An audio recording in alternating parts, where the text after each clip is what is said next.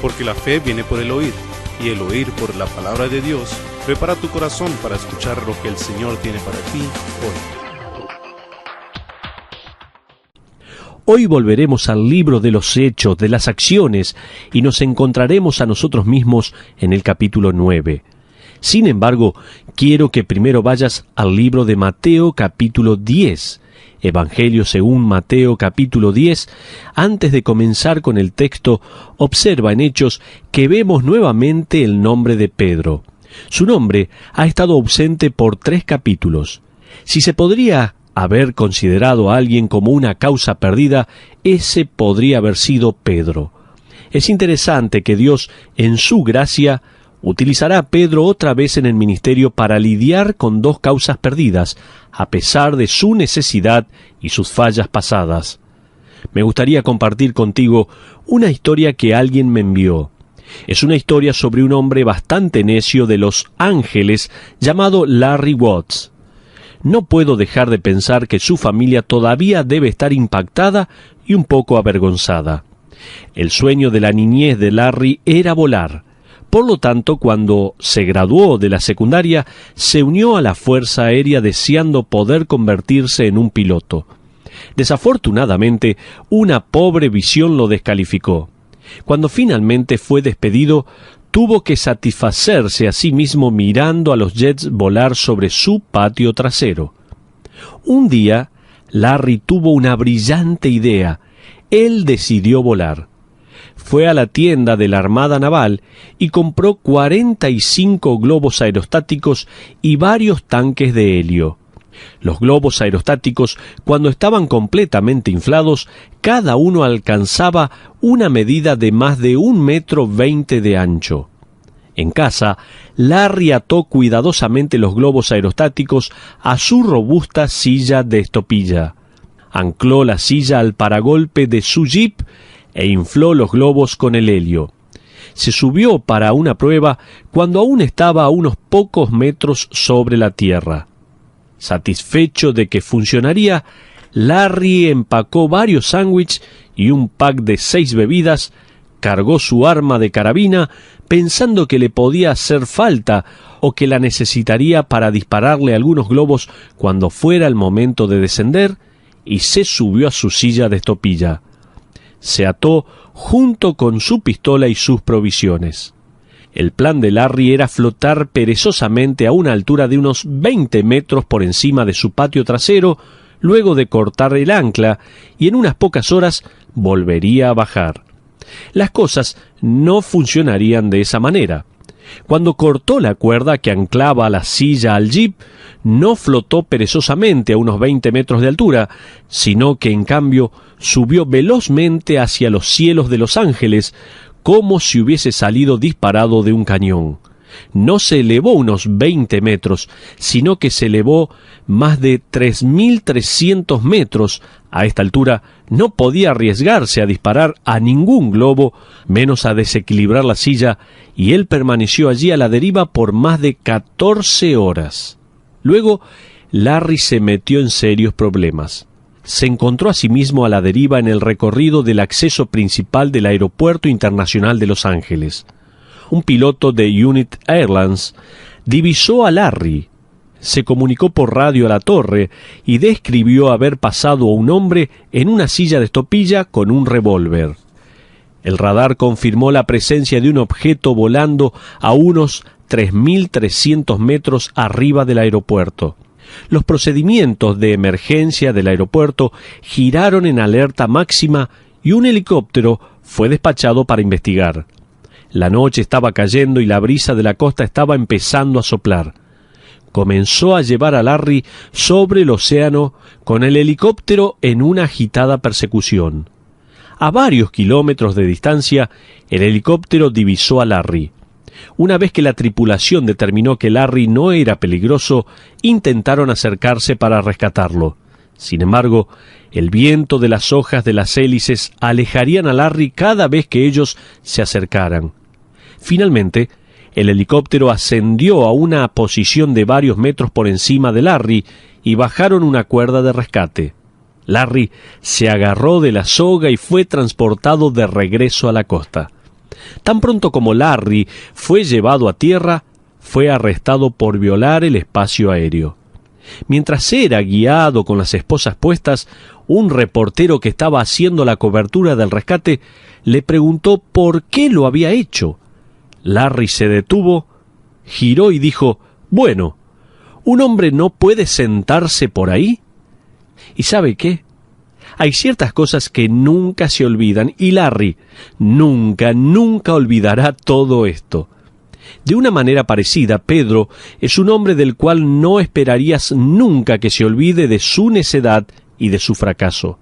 Aún así, como observaremos, él será utilizado en el ministerio por Dios para las causas perdidas. Vamos a presentar ahora el contexto histórico. Ahora, antes de que podamos apreciar Hechos capítulo 9 y que podamos comprenderlo correctamente, y mucho más importante que podamos aplicarlo, y hay muchas malas aplicaciones hoy en día como hemos estudiado previamente, necesitamos lidiar específicamente con la naturaleza de la sanidad en la actualidad. Quiero darte 5 principios u observaciones que continuarán confirmando la naturaleza de transición del libro de los Hechos.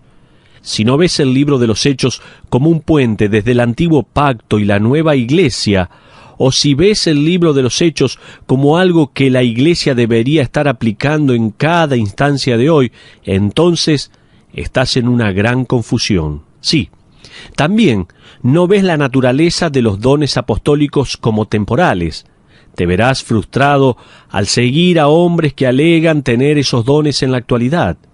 Por eso, permíteme darte los principios y veamos los pasajes.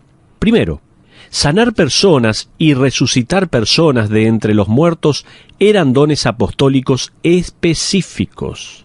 Toma nota, en primer lugar, sanar personas y resucitar personas de entre los muertos eran dones apostólicos específicos. Sanar personas y levantarlas de entre los muertos ocurrían en Hechos capítulo 9.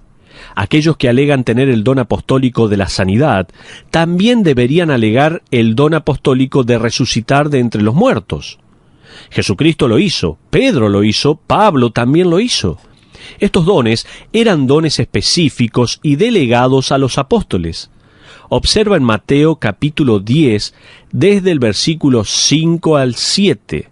Evangelio según San Mateo capítulo 10, desde el versículo 5 al 7, donde dice: «A estos 12 envió Jesús, y les dio instrucciones diciendo: por camino de gentiles no vayáis, y en ciudad de samaritanos no entréis, sino id antes a las ovejas perdidas de la casa de Israel. Y yendo, predicad diciendo: el reino de los cielos se ha acercado». Imagina cuán radical sería ese mensaje. Esto es nuevo. Es un cambio del judaísmo del antiguo pacto a mensajes sobre esta nueva salvación, este nuevo reino. Ellos tenían que probar que había un reino de los cielos a su alcance. Él les dio la habilidad. Observa el versículo 8.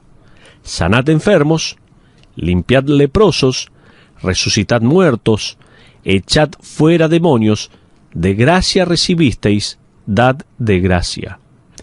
Ahora, mira el versículo 9 y aplica este versículo en la actualidad. Dice la Biblia: «No os proveáis de oro, ni plata, ni cobre en vuestros cintos». Recientemente leí sobre una cruzada en este país.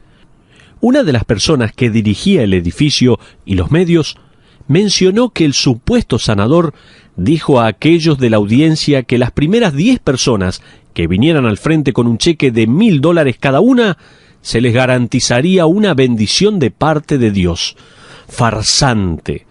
Obviamente, en estos versículos, el Señor no les había mandado que hiciesen cosas milagrosas sin darles el poder para poder hacerlas. ¿Por qué era tan importante que el ministerio fuera acompañado por lo milagroso? Permíteme que te conteste eso con el segundo principio y pasaje. Antes que las Escrituras fuesen escritas, estos dones sobrenaturales eran usados para probar que los apóstoles eran comisionados por Dios para revelar su nuevo plan de salvación para el mundo. Es largo este principio. Toma nota. En segundo lugar, antes que las Escrituras fuesen escritas, estos dones sobrenaturales eran usados para probar que los apóstoles eran comisionados por Dios para revelar su nuevo plan de salvación para el mundo. Miremos en Hebreos capítulo 2, versículo 3. Dice la Biblia, Hebreos 2:3. ¿Cómo escaparemos nosotros si descuidamos una salvación tan grande, la cual, habiendo sido anunciada primeramente por el Señor, nos fue confirmada por los que oyeron? Observa que fue confirmada, es un tiempo pasado. ¿Y quiénes son los que lo oyeron? Los apóstoles, aquellos que escucharon personalmente las enseñanzas del Señor. Continuemos con el versículo 4. Testificando Dios juntamente con ellos, con señales y prodigios y diversos milagros y repartimientos del Espíritu Santo, según su voluntad. Acabamos de leer una lista de ellos: sanidad de enfermos, exorcismo de demonios, resucitación de muertos, sanidad de leprosos. Todas estas serían instancias en donde ninguno podía intervenir, excepto Dios. Por lo tanto, esta confirmación en el tiempo pasado de este Evangelio fue a través de algunos milagros, señales y prodigios en tiempo pasado que fueron realizados por aquellos que oyeron, es decir, los apóstoles. Bien, recuerda, estamos presentando el contexto histórico de Hechos capítulo 9 para que podamos entender y aplicarlo a nuestra actualidad. Dijimos principalmente que sanar personas y resucitar personas de entre los muertos eran dones apostólicos específicos. En segundo lugar, mencionamos que antes que las Escrituras fuesen escritas, estos dones sobrenaturales eran usados para probar que los apóstoles eran comisionados por Dios para revelar su nuevo plan de salvación para el mundo. En tercer lugar, después que la Iglesia tuvo las Escrituras, la prueba para la autenticidad fue una adherencia a la doctrina bíblica. En tercer lugar, luego que la Iglesia tuvo las Escrituras, la prueba para la autenticidad fue una adherencia a la doctrina bíblica. Luego que la Iglesia tuvo las Escrituras en su totalidad, la prueba del crisol no fueron más los eventos milagrosos. Veamos en Gálatas capítulo 1 desde el versículo 6 al 9. Este es un interesante pasaje, ya que Pablo relaciona explícitamente estos dones específicos con el trabajo de los apóstoles. En la actualidad no tenemos ningún apóstol. Como hemos estudiado en las Escrituras, un verdadero apóstol tenía que ver a Cristo resucitado y debía haber sido enseñado personalmente por él. Por supuesto que Pablo tenía problemas con esto, porque las personas le decían: espera un segundo, tú vienes después de los hechos. Viniste a la fe después que Jesús ya había ascendido a los cielos. Entonces Pablo les recordaría: no, yo lo vi en el camino a Damasco, y también fui enseñado personalmente por él en la Universidad de Arabia. Estudiaremos sus tiempos en Arabia en nuestro último estudio de los Hechos. Ahora, observemos en Gálatas capítulo 1, versículos 6 al 9. Pablo está otra vez defendiéndose a sí mismo. La palabra de Dios dice así: estoy maravillado de que tan pronto os hayáis alejado del que os llamó por la gracia de Cristo para seguir un evangelio diferente. No que haya otro, sino que hay algunos que os perturban y quieren pervertir el evangelio de Cristo. Mas si aún nosotros o un ángel del cielo os anunciare otro evangelio diferente del que os hemos anunciado, sea anatema. Como antes hemos dicho, también ahora lo repito: si alguno os predica diferente evangelio del que habéis recibido, sea anatema. Creo que esto es interesante porque en la cultura en la que vivimos, todo lo que una persona tiene que hacer es una relación de cualquier modo entre algún mensaje que haya escuchado o alguna creencia y con el hecho de que lo hayan recibido de una fuente paranormal, de alguna fuente mística. Sea una visión o un viaje de ida y vuelta al cielo o un mensaje canalizado o lo que fuera, si se puede realizar de alguna manera una conexión, el mensaje que es enseñado y el hecho que vino de una fuente paranormal, entonces será creído de alguna manera, sería considerado auténtico, tiene que serlo, proviene de algún lado del más allá. A ese punto hemos llegado. Bueno, Pablo usa la misma ilustración y dice, escuchen, si viniese un ángel desde el cielo y ustedes lo vieran y lo oyeran y él predicase sobre un cuerpo de verdad diferente al que los apóstoles les entregó a ustedes, dejen que sea maldecido. Esto es lo que dice él. Aquellas son palabras fuertes. La prueba del crisol no son los milagros, sino que es el cuerpo de verdad que tienes en tus manos, la palabra de Dios ya terminada, ya completa. Esa es la prueba. Chuck Swindoll escribe en sus notas sobre el libro de los Hechos. Él dice así, hoy Dios no obra milagros a través de nosotros como lo hizo a través de Moisés, de los profetas, de Jesucristo o de los apóstoles. En cambio, tenemos algo que previamente no estaba disponible para ayudarnos a discernir si la presencia de Dios validaba o no un ministerio. Tenemos las completas palabras de Dios. John Walvoord, el canciller anterior del Seminario Teológico de Dallas, agrega, con la terminación del Nuevo Testamento, la necesidad de un despliegue inusual de obras milagrosas cesó. El predicador de la actualidad no necesita las evidencias externas de la habilidad de sanar para justificar la validez de su evangelio. La palabra escrita habla por sí misma y es asistida por el poder de persuasión del Espíritu Santo. ¡Qué gran verdad!, dijo John Walvoord. El cuarto punto que tenemos que entender es que mientras que la habilidad de sanar a los enfermos y resucitar de los muertos era un don sobrenatural de Dios, no era la voluntad de Dios que los apóstoles sanasen o que resucitasen a cualquiera de la muerte. El cuarto punto, por favor, toma nota, es muy pero muy importante. Es que mientras que la habilidad de sanar a los enfermos y resucitar de los muertos era un don sobrenatural de Dios, no era la voluntad de Dios de que los apóstoles sanasen o que resucitasen a cualquiera de la muerte. Este es un pensamiento interesante para considerar, porque aún en el inicio de esta era milagrosa en Hechos capítulo 7, Esteban, el líder amado y valiente de la iglesia de Jerusalén, fue apedreado hasta la muerte. Si había alguien a quien la iglesia necesitaba de regreso, ese era Esteban. Si existía una persona de fe, era Esteban. Sin embargo, no lo resucitaron de entre los muertos. De hecho, de las 4 ilustraciones del libro de los Hechos que hacen mención a las sanidades de creyentes, a uno solo se le restauró la salud. Epafrodito fue sanado, aunque no sabemos cómo, según Filipenses capítulo 2, versículos 25 al 27. Timoteo se hace mención acerca del uso medicinal del vino dicho por Pablo. 1 Timoteo capítulo 5, 23. Trófimo no fue sanado, sino que fue dejado con la enfermedad cuando Pablo emprendió su viaje, según 2 Timoteo capítulo 4, 20.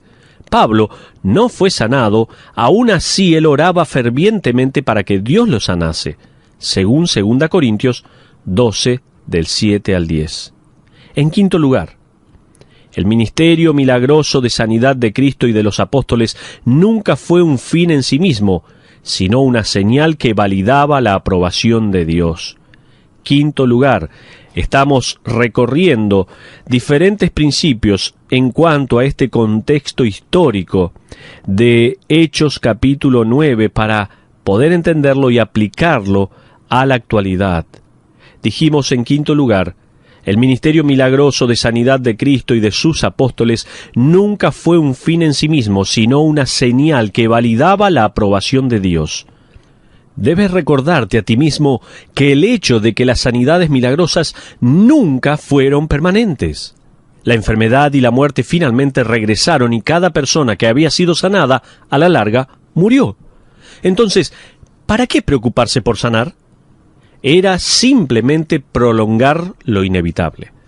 Miremos en Hechos capítulo 2, versículo 22, en donde se nos dice explícitamente por qué Jesucristo sanaba. Es un versículo muy interesante, por favor. Dice la palabra de Dios, Hechos 2:22, varones israelitas, oíd estas palabras. Jesús Nazareno, varón aprobado por Dios entre vosotros, con las maravillas, prodigios y señales que Dios hizo entre vosotros por medio de él, como vosotros mismos sabéis. No solo Dios probó que Jesús era el Mesías por sus milagros, sino que miraremos otro pasaje y aprenderemos que los apóstoles también se probaban de la misma manera. Observa 2 Corintios, capítulo 12, versículos 11 en su última parte y el versículo 12. 2 Corintios 12:11 dice: Pablo se está defendiendo a sí mismo como un apóstol genuino y relacionando estos dones milagrosos con la tarea de apóstol. Dice la palabra de Dios: pues yo debía ser alabado por vosotros, porque en nada he sido menos que aquellos grandes apóstoles, aunque nada soy. Con todo, las señales de apóstol han sido hechas entre vosotros en toda paciencia por señales, prodigios y milagros. Si la sanidad hubiese sido el fin en sí misma, o si Jesucristo y los apóstoles sanaban sencillamente porque las personas estaban enfermas, así como oímos a las personas en la actualidad, entonces ellos eran terriblemente crueles. ¿Por qué?, te dirás. Porque no curaban a todos. No estaban curando a todas las personas. ¿Y cuántos enfermos había? Jesús y los apóstoles estaban rodeados de personas empobrecidas y enfermas.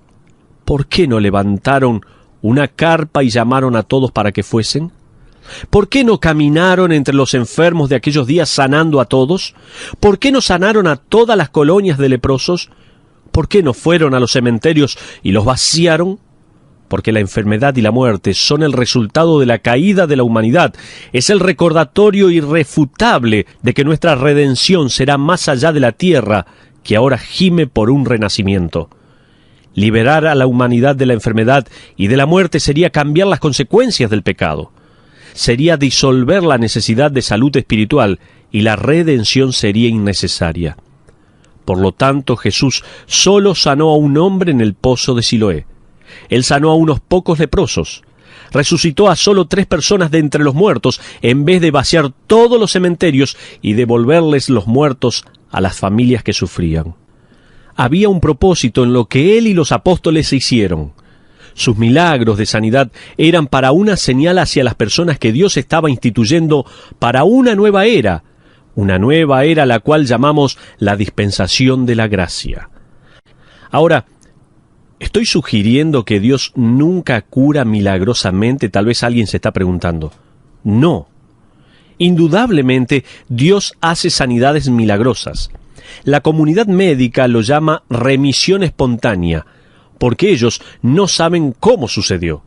De hecho, es un milagro y puede ser la respuesta ante la oración de alguien. Por lo tanto, ¿estoy sugiriendo que no podemos orar para pedir sanidad? No, no estoy diciendo esto. Indudablemente que podemos orar, así como lo hizo el apóstol Pablo en 3 oportunidades distintas para que Dios quitara su debilidad física. Y aún así, Dios escogió no sanarlo, de manera que Pablo mismo escribió parafraseado: la gracia y la fortaleza de Dios será manifestada en mi debilidad. Pero déjame avanzar un poco más. Quiero mostrarles que los apóstoles eran sanadores divinos. Estoy intentando ayudarte para que distingas la diferencia entre la sanidad divina y los sanadores divinos. Los apóstoles eran sanadores divinos. Permíteme darte 4 diferencias. Primero, un sanador divino no requería fe ni oración de parte de la persona enferma. Es muy importante esto, toma nota. Un sanador divino no necesitaba de la fe ni de la oración de parte del enfermo. Esa es una vasta diferencia de lo que está sucediendo con los sanadores de hoy en día. Los apóstoles nunca le preguntaron a alguien: ¿tienes suficiente fe?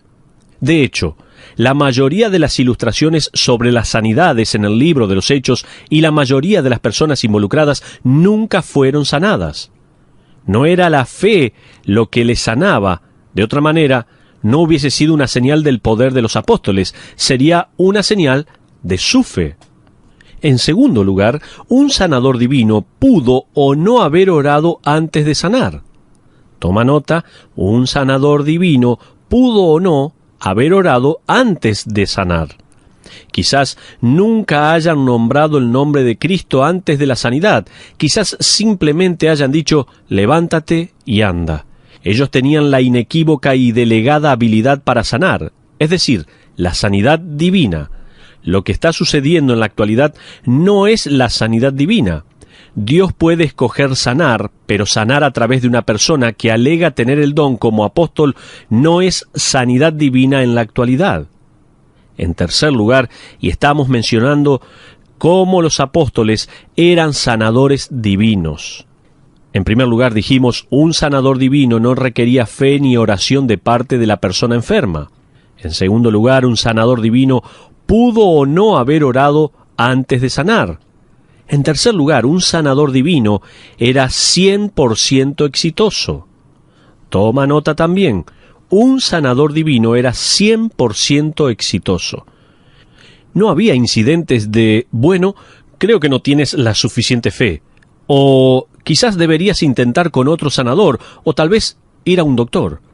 Estos apóstoles eran como los profetas de la antigüedad quienes alegaban ser mensajeros de Dios, profetizando algo que iba a suceder. Los israelitas probaban a un hombre que se decía ser profeta pidiéndole que profetice algo inmediato. Una vez que se profetizaba y se cumplía, ellos ponían su confianza en él para algo que estaba mucho más lejano. Si esa cosa inmediata no sucedía, lo llevaban fuera de la ciudad y lo apedreaban hasta la muerte como un falso maestro. Cuarto y último lugar, los apóstoles eran sanadores divinos. Recuerda, porque un sanador divino no requería de fe ni oración de parte de la persona enferma. Un sanador divino pudo o no haber orado antes de sanar. Un sanador divino era 100% exitoso. Y en cuarto lugar, un sanador divino sanaba enfermedades físicas, externas y visibles. Un sanador divino sanaba enfermedades físicas, externas y visibles, tales como lepra, ceguera, cojera. ¿Y por qué podía ser más visible que resucitar de entre los muertos? Porque la sanidad necesitaba ser visible, porque era una señal entre las personas que aquellas sanidades eran hechas por los mensajeros de Dios. El punto crítico en esto para aquellos que creen que los sanadores divinos deberían existir en la actualidad sencillamente porque los apóstoles sanaron en el libro de los Hechos, es que los apóstoles no solo sanaban, sino que resucitaban a personas de entre los muertos. Que alguien diga, mira, Pedro sanó un paralítico, por lo tanto deberíamos ser capaces de hacer lo mismo. Es pasar por alto la última parte del capítulo 9 de los Hechos, en donde se nos dice que Pedro resucitó a una mujer de la muerte. Hoy levantaré esa bandera.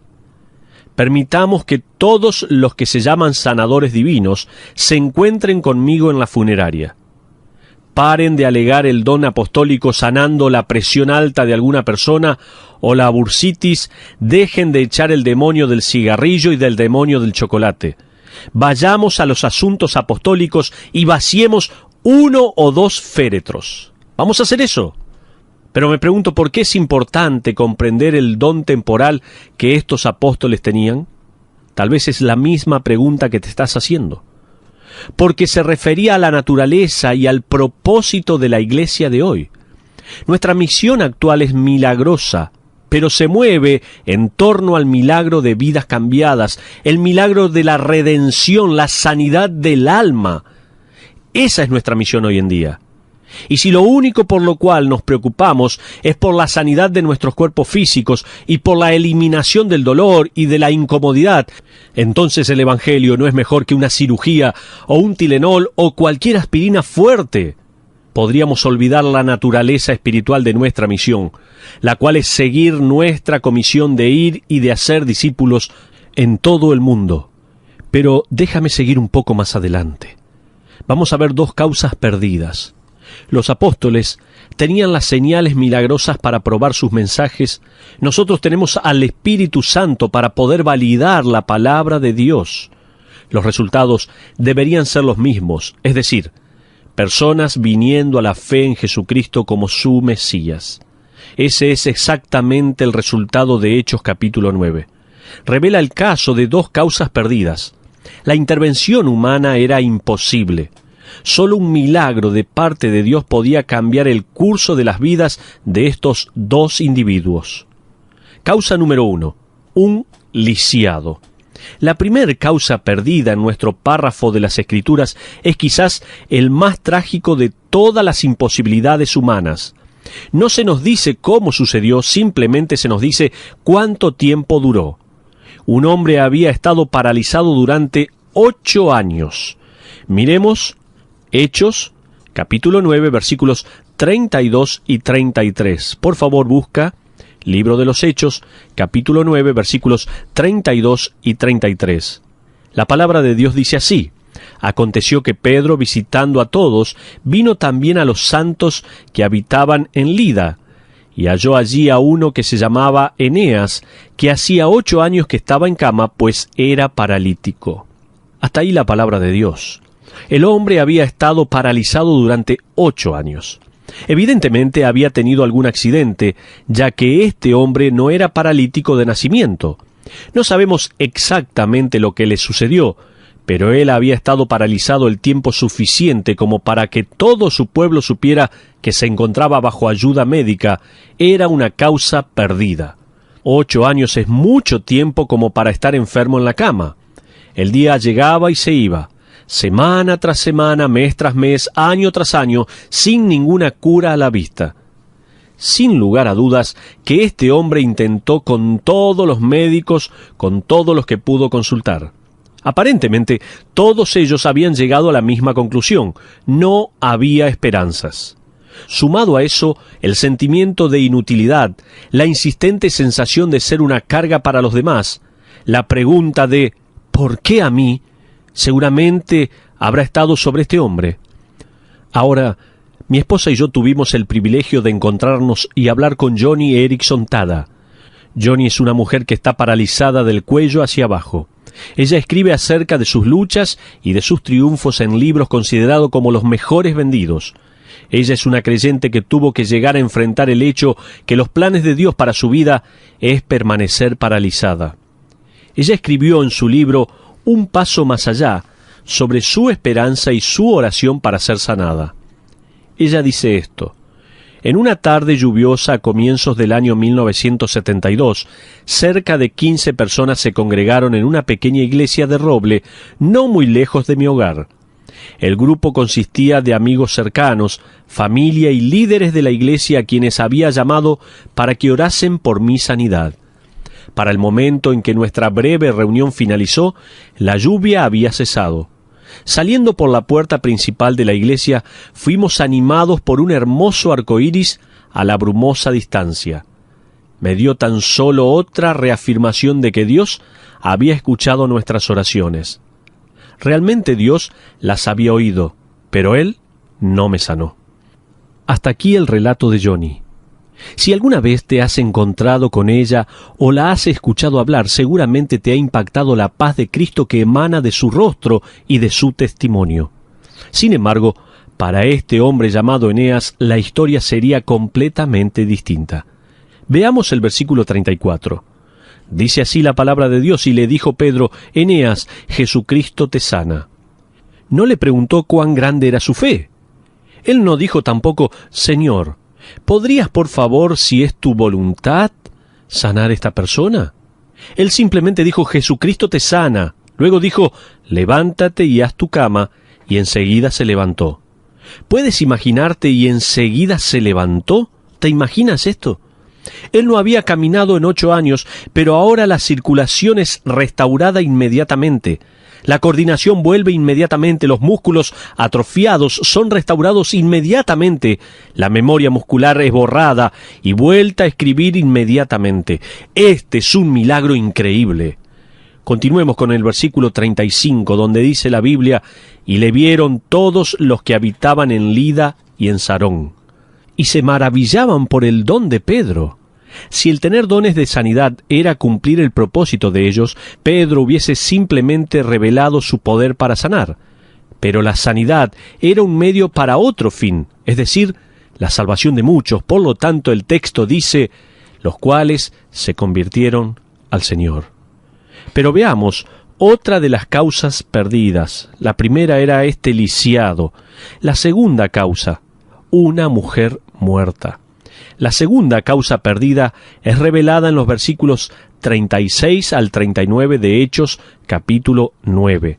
Busca en tu Biblia Hechos capítulo 9, versículos 36 al 39, donde dice la palabra de Dios: Había entonces en Jope una discípula llamada Tabita, que traducido quiere decir Dorcas. Esta abundaba en buenas obras y en limosnas que hacía. Y aconteció que en aquellos días enfermó y murió. Después de lavada la pusieron en una sala. Y como Lida estaba cerca de Jope, los discípulos, oyendo que Pedro estaba allí, le enviaron 2 hombres a rogarle: no tardes en venir a nosotros.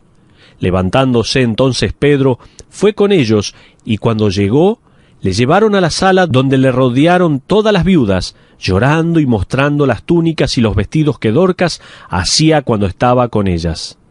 ¿Puedes imaginar esta escena? La habitación está llena de viudas llorando y mostrándole a Pedro las vestimentas. Ella cosió esto para mí. Y a través de las lágrimas le están contando a Pedro sobre el ministerio de Dorcas y del amor hacia ellas. La iglesia en Jope tuvo una gran pérdida. ¿Por qué? ¿Murió una anciana? No. ¿Una diaconisa, una gran maestra? No. Una mujer que poseía una aguja y hacía prendas para las viudas. ¡Qué tremendo! Pero quiero mostrarte lecciones aprendidas en este funeral. Permíteme darte algunas lecciones que podemos sacar de este funeral.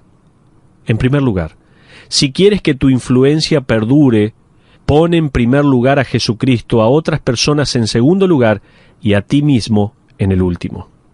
¿Tomaste nota? En primer lugar, lecciones que vamos a aprender de este funeral. Si quieres que tu influencia perdure, pon en primer lugar a Jesucristo, a otras personas en segundo lugar y a ti mismo en el último lugar. Dorcas podría haber hecho vestidos y los podría haber vendido por dinero que ella misma podría haber usado. El texto insinúa por su silencio que ella también era una viuda. No hay mención acerca de una familia o de un esposo. Evidentemente ella era lo suficientemente adinerada como para comprar géneros y su vida era una constante fuente de donación. En segundo lugar, las personas no te recordarán en el futuro por algo que no eres en la actualidad. ¡Qué gran principio! En segundo lugar, las personas no te recordarán en el futuro por algo que no eres hoy en día en la actualidad. Si tú quieres ser recordado como amable, entonces pregúntate a ti mismo si eres amable ahora. ¿Quieres que las personas te recuerden como cariñoso y clemente? Entonces sé cariñoso y clemente ahora. ¿Quieres que el grupo pastoral te recuerde como comprometido e involucrado? Entonces pregúntate cómo estás involucrado ahora. ¿Quieres que tu familia te recuerde como fiel y agradable? Entonces, sé de esa manera ahora. Te pregunto, ¿cómo serás recordado? Y estamos aprendiendo algunas lecciones en este funeral. Dijimos que si quieres que la influencia perdure, pon en primer lugar a Jesucristo, a otras personas en segundo lugar y a ti mismo en el último lugar. Si las personas te recordarán en el futuro por algo, es lo que hoy eres en la actualidad.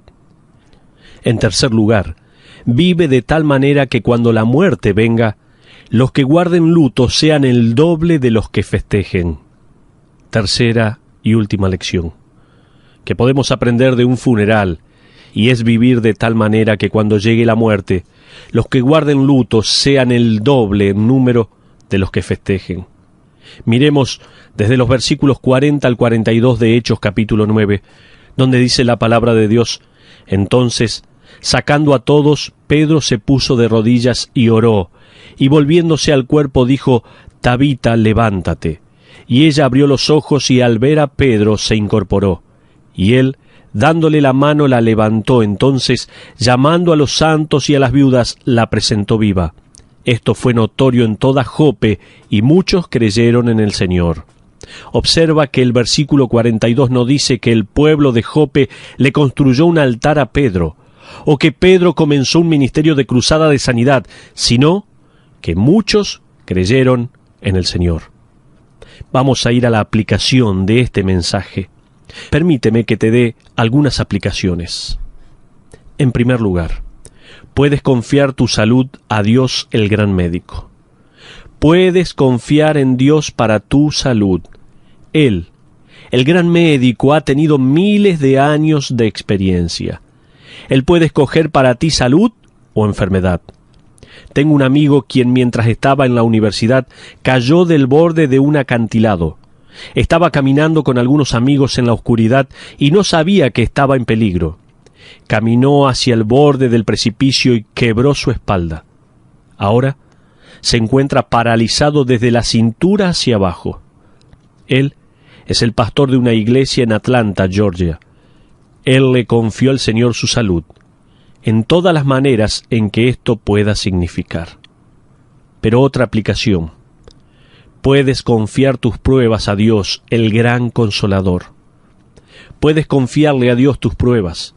Él, el gran Consolador, con frecuencia revela sus grandes tesoros solo luego que llega la oscuridad. ¿Has descubierto esta verdad? ¿Has descubierto a Dios como el gran Consolador? Tercera y última aplicación. Dijimos, ¿puedes confiar tu salud a Dios, el gran médico? Dijimos también, puedes confiar tus pruebas a Dios, el gran Consolador. Tercero, puedes confiar tu vida a Dios, el gran pastor. Puedes confiar en Dios con tu vida. Él, el gran pastor, nunca pierde sus pisadas mientras te guía por las cimas de las montañas y a través de los profundos valles. ¿No es maravilloso que Dios se deleita en trabajar en y a través de personas que serían consideradas como causas perdidas? ¿Continúa obrando milagrosamente en la actualidad? Absolutamente, damas y caballeros. El Dios de las causas perdidas aún sigue operando con omnipotencia en la actualidad. Obra diariamente en los corazones, obrando milagros invisibles. Milagros tales como regeneración, cuando las personas vienen a la vida en Él. También obra milagros como restaurando la salud emocional a las personas paralizadas por el miedo o la desesperanza. También Él obra milagros surciendo los corazones rotos de aquellos que han experimentado la muerte de los sueños o de los planes. Con Dios ahí no existen causas perdidas, ya sea yaciendo en una cama enfermo o en el féretro. Lo que consideraríamos como causas perdidas son verdaderas lecciones creadas para nosotros para poder aprender más sobre su naturaleza, su gracia, su voluntad, su perspectiva y su poder. Por lo tanto, la pregunta no es, Señor, ¿cómo puedes sacarme de esto? Sino la pregunta sería, Señor, ¿qué es lo que me quieres enseñar a través de esto? Él es el Dios de las causas perdidas. Como Simón Pedro, como Juan Marcos, como Rahab la ramera, como el rey David, como tú y yo cuando rendimos ante Él nuestras vidas y le permitimos tomar las decisiones y someternos a Él. Por lo tanto, mi vida es dicho reflejo de su vida y poder, de manera que todos en mi ciudad, en mi compañía, en mi familia, sepan que Él es el gran Redentor y Salvador de la humanidad. ¿Es esto tu experiencia hoy en día? ¿Hoy estás viviendo de esta manera? Cuando otros te ven, ¿están viendo al gran Dios y Salvador de la humanidad? Espero que de esta manera sea. Que Dios te bendiga ricamente.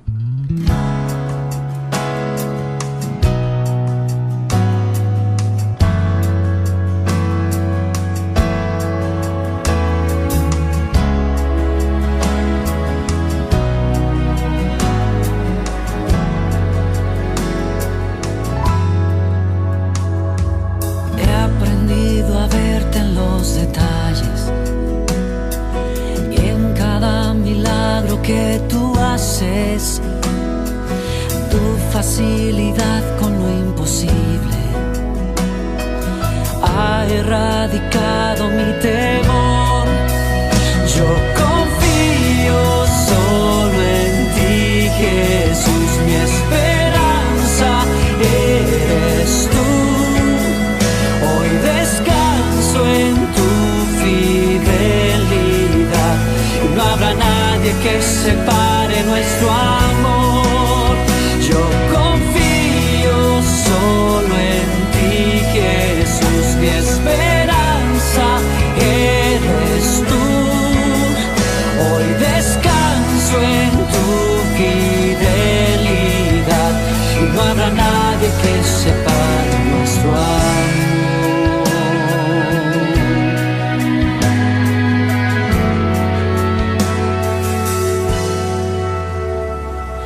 Desde el principio demostraste que a los tuyos nunca abandonaste y en tu palabra nos dejaste las promesas que no fallarán. Yo confío solo en ti, Jesús, mi esperanza eres tú. Hoy descanso en tu fidelidad y no habrá nadie que separe nuestro amor. Yo confío solo en ti, Jesús, mi esperanza eres tú. Hoy descanso en tu fidelidad y no habrá nadie que separe nuestro amor.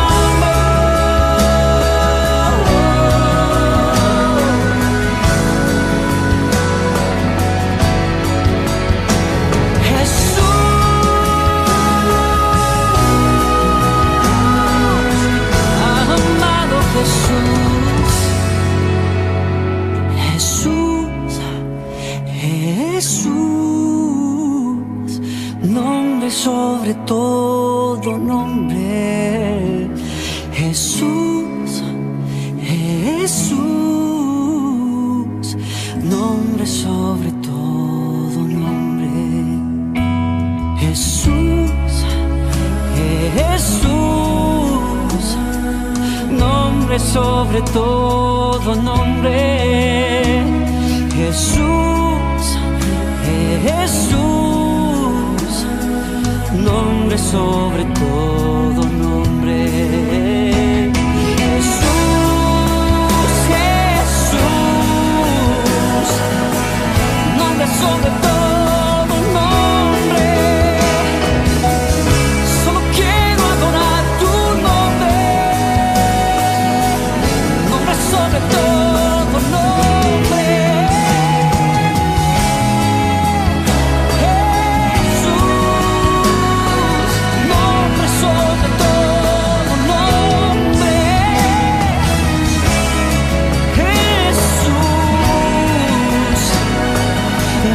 Sobre todo nombre, nombre sobre todo nombre, nombre sobre todo.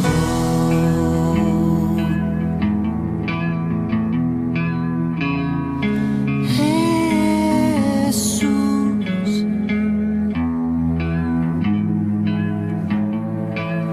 Altísimo.